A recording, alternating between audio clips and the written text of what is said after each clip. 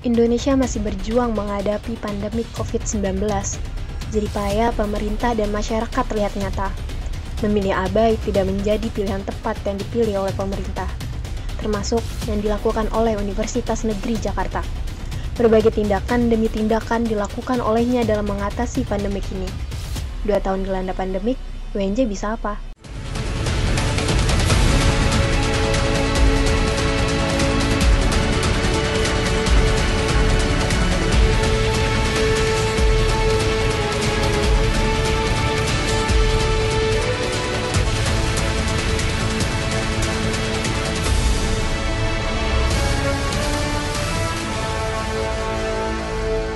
Terhitung dari kedatangan virus corona, sudah hampir 2 tahun virus tersebut berada di Indonesia. Keberadaannya kian memengaruhi aktivitas masyarakat. Upaya demi upaya pun telah dilakukan oleh pemerintah. Begitu pula dengan Universitas Negeri Jakarta yang turut mengupayakan berbagai cara agar aktivitas perkuliahan tetap dapat berjalan dengan semestinya.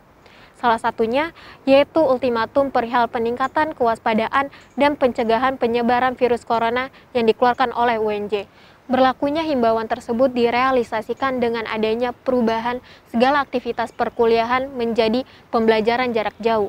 UNJ bahkan sempat melakukan penutupan sementara atau lockdown gedung Muhammad Syafi'i UNJ, serta melakukan pembatasan kegiatan mahasiswa di kampus.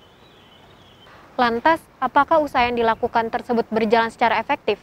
Atau sebaliknya? Selengkapnya, di UNJ Bicara.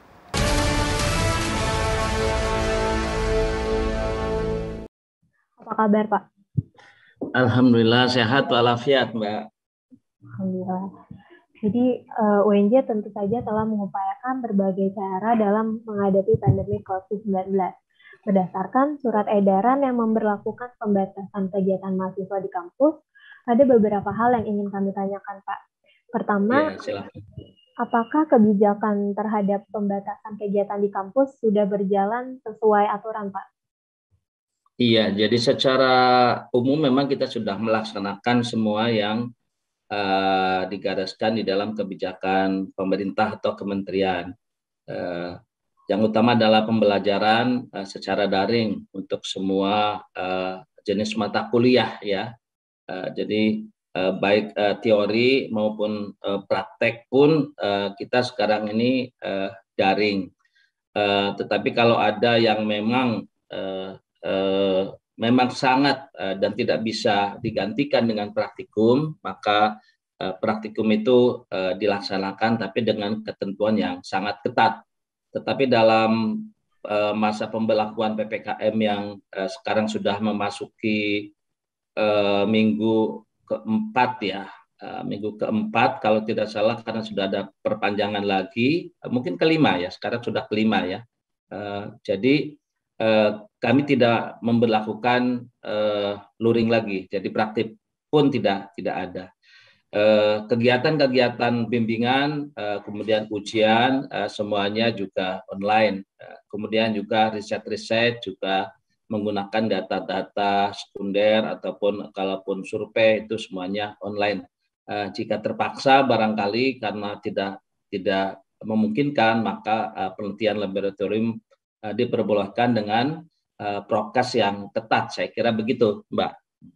Baik, Pak. Jadi sudah dilaksanakan sesuai aturan, dan apabila memang harus dilakukan secara offline dengan protokol kesehatan yang ketat seperti itu. Itu pasti. Dan harus ada izin dari pimpinannya, dari pimpinan, dari atasan, supaya tidak menyalahi ketentuan dan menghindari kampus sebagai klaster, gitu. Baik, Pak. Untuk pertanyaan selanjutnya, UNJ telah mengadakan beberapa acara besar seperti sudah hybrid, pengukuhan guru besar, dan acara lainnya. Mengapa di tengah pandemi seperti ini UNJ tetap mengadakan acara-acara besar tersebut, Pak? Iya, waktu itu kan tidak berlaku PPKM, ya, Mbak, ya. Jadi itu kita laksanakan tapi dengan cara yang sangat terbatas. Pada waktu itu kan ketentuan juga longgar gitu, sehingga kita bisa melaksanakan itu. Dengan catatan kita menerapkan protokol kesehatannya ketat. Jadi semua yang hadir itu harus dengan tes antigen semuanya negatif gitu, baik undangan maupun yang yang dikukuhkan, guru besar, senat, pimpinan, termasuk panitianya, semua itu harus tes antigen. Jadi semua menerapkan protokol kesehatan. Tetapi ketika diberlakukan PKKM, kita juga tidak berani, Mbak, tidak akan melanggar ketentuan. Saya kira begitu. Karena yang lalu kan diperbolehkan dengan ketentuan hybrid dengan jumlah sekian. Berarti untuk sebelumnya itu melalui perizinan juga ya Pak untuk diadakannya acara tersebut? Ya, kita dengan Satgas COVID yang ada di kita, Mbak. Baik. Kan pernikahan pun kan dulu di hotel boleh itu, Mbak. Baik, Pak. Selanjutnya, mengenai vaksinasi COVID-19, mengingat masa pandemi ini yang belum juga usai, peringatan terhadap protokol kesehatan kian esensial. Begitu pula dengan program vaksinasi COVID-19 yang turut menjadi hal krusial bagi masyarakat, yang termasuk Civitas Academica. UNJ sendiri sudah melaksanakan program vaksinasi COVID-19 bagi Civitas Academica UNJ. Lalu mengenai program vaksinasi tersebut, apakah vaksinasi sudah terdistribusi secara merata bagi Civitas Academica UNJ, Pak? Ya, kalau merata sih belum, karena kan terutama mahasiswa itu kan tersebar di mana-mana, kan tidak bisa dijangkau. Dan mereka yang jauh-jauh itu di lokasi tempat tinggal masing-masing. Tapi yang dekat di Jakarta kita harapkan semuanya bisa terjangkau. Waktu yang inisiasi awal kita kerjasama dengan Dinkes itu kan untuk dosen dan tendik. Lalu dengan Polri kemarin kita juga menjangkau mahasiswa dan umum, bukan hanya mahasiswa tapi juga umum. Kemudian ini akan ada lagi kerjasama dengan IPSM, itu juga untuk mahasiswa dan umum. Nanti akan banyak kerjasama yang dilakukan oleh UNJ dengan berbagai institusi dalam rangka vaksinasi. Harapannya semua bisa tervaksinasi, semua sivitas UNJ, baik dosen, karyawan, atau tendik maupun mahasiswanya, terutama mahasiswa yang ada di Jabodetabek melalui kegiatan UNJ. Tapi yang tidak melalui kegiatan UNJ, harapan kami mahasiswa jangan menunggu, ya, segera saja di lingkungan terdekat untuk melakukan vaksinasi. Saya kira itu, Mbak. Lalu mengenai hal tersebut, apakah akan ada pendataan terkait Civitas Academica yang sudah atau belum divaksin, Pak? Ya, di data pusat itu sudah ada, ya, sudah ada. Kita tinggal menarik data saja, dosen yang sudah vaksinasi, tendik yang sudah vaksinasi, mahasiswa yang sudah vaksinasi. Tapi memang karena kita sedang masih terus bergulir untuk melaksanakan vaksinasi, kita belum melakukan rekap akhir. Nanti Satgas COVID yang nanti akan yang melakukan pendataan atau perekapan itu. Untuk melanjuti program vaksinasi COVID-19 itu sendiri, Pak, apakah nanti ada persyaratan khusus seperti menunjukkan bukti telah vaksin bagi para Civitas Academica UNJ yang ingin memasuki area kampus? Kita sih belum menerapkan begitu, ya. Tapi kita masih menghimbau saja. Jadi sekarang ini tahapannya masih menghimbau seluruh Civitas untuk melakukan vaksinasi. Nah, harapannya seperti setelah vaksinasi nanti ada link yang diisi untuk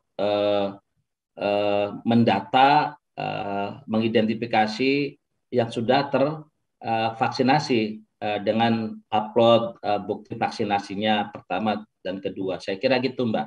Jadi bukan persyaratan untuk masuk kampus, saya kira itu bukan sesuatu yang wajib, saya kira. Baik, Pak. Selanjutnya mengenai perihal pembayaran UKT akan kita bahas setelah pariwara berikut ini. Silakan, Mbak. Rekomendasi tempat makan cozy di Jakarta dengan nuansa menu Jepang yang menarik, dipandu oleh host yang gak kalah menarik. Tonton Weekendu selengkapnya hanya di YouTube Sigma TV UNJ. Mengungkap informasi mengenai program terbaru dari Sigma TV UNJ, berkabut di Event of the Month bulan Juni. Selengkapnya hanya di Instagram Sigma TV UNJ. mengangkat keunikan berbagai macam komunitas informal di UNJ yang dikemas secara aktual. Simak berita lengkapnya hanya di YouTube Sigma TV UNJ. Film yang diangkat dengan mengusung tema pentingnya 3M dan berhasil mendapatkan rekor muri, adaptasi. Tonton selengkapnya hanya di YouTube Sigma TV UNJ. Baik, selanjutnya mengenai perihal pembayaran UKT, Pak. Pandemi COVID-19 mengakibatkan adanya keresahan yang dikeluhkan oleh para mahasiswa. Salah satunya tentu tentang perihal pembayaran UKT. Terkait dengan regulasi pengajuan beasiswa Kemendikbud yang berdekatan dengan permasalahan pembayaran UKT, maka Wakil Rektor Bidang Kemahasiswaan dan Alumni UNJ mengeluarkan surat keputusan mengenai informasi pembayaran UKT. UNJ pun bertindak dengan memberikan bantuan pemotongan biaya UKT sebesar Rp2.400.000. Lalu apakah bantuan tersebut telah berjalan secara efektif, Pak? Skema yang utama itu tetap menggunakan pola kebijakan tahun 2020, Mbak. Di situ ada penundaan, ada mengangsur, ada pembebasan sementara, ada penurunan UKT, ada perubahan UKT. Yang utama tetap itu. Lalu ada kebijakan baru dari Mas Menteri terkait dengan bantuan UKT maksimal 2,4 juta, dan itu sudah dibuka oleh kementerian melalui perguruan tinggi. Dan perguruan tinggi ini kan kami juga sebagai salah satu perguruan tinggi memberi kesempatan jika memang ada yang mengajukan itu. Tetapi prosedur dan rinciannya ini masih dikoordinasikan dengan kementerian. Bagaimana sebaiknya supaya tidak salah sasaran dan sebagainya. Karena yang 2,4 dan berbagai variasinya kan sebenarnya sudah ada di KIP kuliah, tapi ini kan di luar itu. Jadi harus benar-benar yang terdampak, benar-benar yang terdampak sehingga tidak salah sasaran. Jadi prinsipnya memang utamanya adalah untuk membantu mereka yang benar-benar terdampak, tidak mempunyai kemampuan, sehingga pemerintah menggelontorkan bantuan 2,4 juta itu. Besarannya hampir sama dengan KIP kuliah, walaupun di KIP kuliah skemanya ada berubah, bisa lebih dari itu untuk prodi-prodi tertentu sesuai dengan akreditasi. Demikian, Mbak. Berarti untuk saat ini kita mengikuti regulasi baru, Pak? Atau kita tetap menggunakan regulasi sebelumnya yang di tahun 2020? Kan saya sudah jelaskan, Mbak, tadi. Ya. Jadi kita tetap menggunakan kebijakan yang lama, peraturannya kan tetap menggunakan yang lama. Terus ada skema baru gitu. Jadi semuanya berlaku, gitu. Karena saya sih tidak yakin berapa kuotanya, kan saya tidak tahu juga, belum tahu juga. Yang bantuan 2,4 ini kan kita tidak tahu berapa kuota yang diberikan, kan nggak mungkin semuanya diberikan. Seperti KIP kuliah juga kan ada kuotanya. Kita sekarang sekitar 2.600 ya sekian. Jadi kan yang 2,4 ini kan kita belum tahu pasti berapa kuotanya, sehingga semuanya berlaku. Yang dari tahun kemarin berlaku, yang ini juga berlaku. Tapi kita masih menunggu petunjuk teknis yang lebih konkret, yang bantuan UKT 2,4 ini, yang lebih operasional. Gitu, Mbak. Baik. Lalu selanjutnya, apakah ada bantuan yang serupa untuk kedepannya, Pak? Untuk apa? Apakah ada bantuan yang serupa untuk kedepannya? Serupa maksudnya? Ya, serupa bantuan mengenai potongan ya, ini. Pastikan kebijakannya kan belum berubah. Jadi saya kira mengikuti kebijakan pemerintah. Kita tidak berani berbeda dengan kebijakan pemerintah. Mengurangi tidak berani, menambah juga kami juga tidak berani, karena terus terang saja operasional perguruan tinggi tetap harus berjalan, berbagai kegiatan tridharma perguruan tinggi harus berjalan, sehingga kami terus terang saja tidak boleh gegabah. Tetapi prinsip di masa pandemi ini kebijakan itu terus kita jalankan. Kita tetap harus membantu mahasiswa, jangan sampai mahasiswa juga putus kuliah. Itu sesuatu yang tidak boleh di dalam masa pandemi ini. Terima kasih, Mbak. Baik, terima kasih Pak. Selanjutnya mengenai pembelajaran jarak jauh. Pembelajaran jarak jauh itu sendiri menyebabkan para mahasiswa untuk selalu siap sedia perihal kuota internet. Bantuan kuota internet itu sendiri pun sudah digerakkan sebelumnya. Namun mengapa pendistribusian kuota bagi mahasiswa UNJ masih tidak merata, Pak? Sebenarnya merata tidak meratanya itu sangat tergantung juga pada yang bersangkutan. Karena kita kan terbuka, Mbak, untuk mereka mendaftar kepada UPT-TIK kita. Jadi nomor-nomor mereka itu silakan. Tapi kan kadangkala ada juga yang tidak mendaftar atau nomornya sudah tidak berlaku dan sebagainya. Jumlah mahasiswa kita kan 26.000 ya, kurang lebih 26.000. Tepatnya di sini yang terdata itu realisasinya 100%, Mbak. Jadi artinya dari mereka yang mendaftar itu, dari mereka yang berkeinginan mendapatkan kuota itu, ya 100% terpenuhi. Kira-kira begitu, Mbak. Lalu di sini juga ada dosen, Mbak. Ada dosen terverifikasi 820, realisasinya 820. Itu 100%. Jumlah dosennya berapa? 933. Nah, kenapa nih sisanya? Ya saya kira bisa jadi dosen yang bersangkutan tidak nomornya tidak terverifikasi, kemudian juga tidak mendaftar atau merasa tidak perlu mendapatkan kuota, bisa jadi seperti itu. Jadi problemnya kira-kira di situ, Mbak. Baik, Pak. Oke, jadi prinsip sih kami semua harus dibantu, termasuk mahasiswa juga harus dibantu. Kira-kira begitu, Mbak. Oke. Lalu bagaimana kebijakan UNJ dalam menangani kendala mahasiswa yang belum mendapatkan kuota ini, Pak?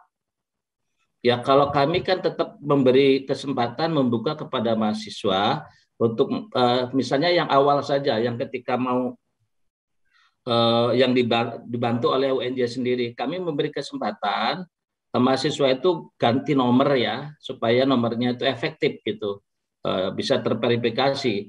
Kemudian kami juga memberi kesempatan kepada mereka selain ganti nomor untuk ngecek kembali keaktifan nomor yang ada, dan itu kami beri kesempatan juga kira-kira seperti itu, Mbak. Nah, yang kedua ya tentu kami berikutnya membuat semacam pengaduan. Jadi silakan mereka memberikan pengaduan. Kalau yang belum dapat, kemudian kita cari solusinya kenapa. Tapi prinsip kami berusaha agar semua teman-teman itu terdistribusi untuk mendapatkan bantuan kuota internet ini, Mbak. Baik, Pak. Demikian. Baik.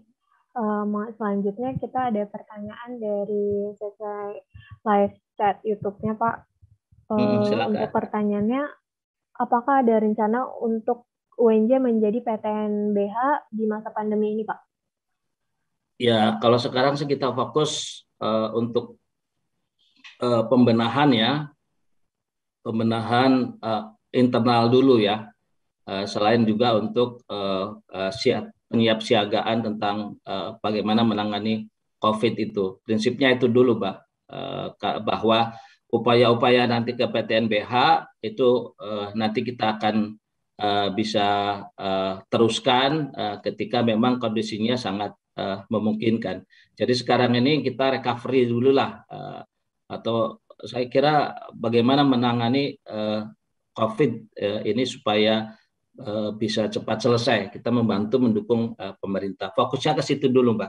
Tetapi bahwa upaya meningkatkan produktivitas, prestasi, reputasi itu tetap dilakukan, Mbak. Tetap dilakukan. Jadi kita juga tidak berhenti. Seperti sekarang kan ada proses yang namanya pemeringkatan melalui Liga IKU BLU. Jadi kita juga selalu update data, semua kinerja kita, prestasi kita, dengan dokumen yang ada kita input semua seperti itu. Jadi kita terus lakukan, Mbak, upaya-upaya seperti itu. Oke, Mbak. Baik, terima kasih Bapak. Itu pertanyaan terakhir dari live di YouTube-nya. Kemudian, apakah Bapak ada tanggapan terhadap keresahan mahasiswa selama pandemi ini, Pak? Silahkan. Kerasaannya apa, Mbak?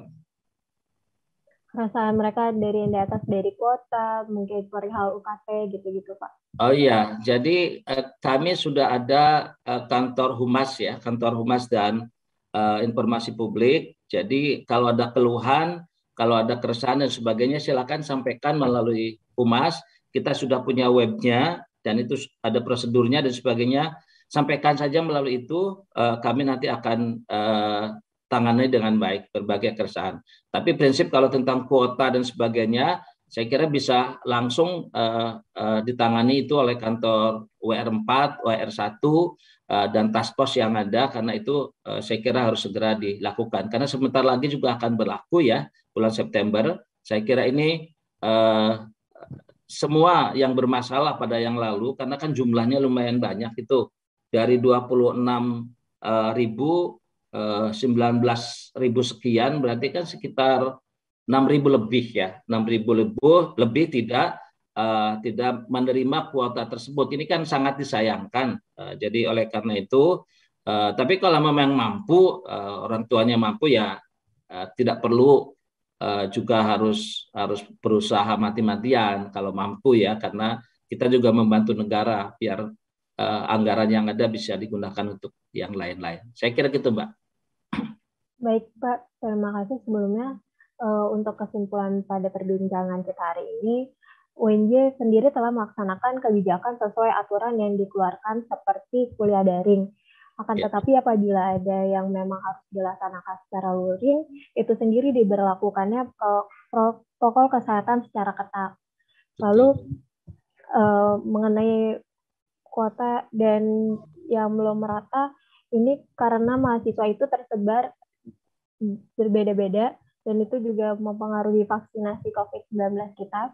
Dan untuk mengenai datanya sendiri, menunggu dari pusat dan kita sedang fokus pada program vaksinasi itu sendiri. Baru kita melakukan rekap mengenai data tersebut. Lalu mengenai membantu perihal UKT, pola kebijakan 2020 dan pola kebijakan baru sedang diberlangsungkan mengenai bantuan Rp2.400.000 itu sendiri masih menunggu regulasi konkret. Lalu dalam masa pandemi ini kita pun masih fokus pada recovery atau menangani COVID-19, namun UNJ tetap memperhatikan mengenai meningkatkan produktivitas universitas. Seperti itu. Iya, betul. Baik. Semoga UNJ Bicara kali ini dapat menjawab keresahan Anda. Percaya tidak percaya, kembali lagi kepada perspektif Anda, karena UNJ telah berbicara.